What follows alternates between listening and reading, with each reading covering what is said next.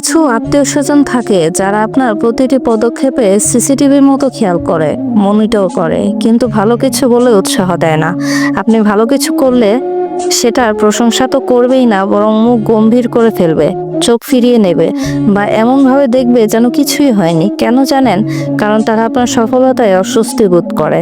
আপনি হয়তো এখনো পুরোপুরি সাফল্য অর্জন করেননি, কিন্তু আপনি চেষ্টা করছেন, এগিয়ে যাচ্ছেন, নিজের স্বপ্ন পূরণের পথে সাহস করে হাঁটছেন। আর এটাই তাদের অস্থির করে তোলে, কারণ তারা আপনাকে আগের জায়গায় আটকে থাকতে দেখতে চেয়েছিল। যখন আপনি ভাঙতে থাকেন সেই সীমা, তাদের নিরাপত্তাহীনতা বেড়ে যায়। তারা বুঝতে পারে আপনি এমন কিছু করে ফেলছেন যা তারা ভাবতেও সাহস করেনি। এটাই সাফল্যের নীরব প্রমাণ।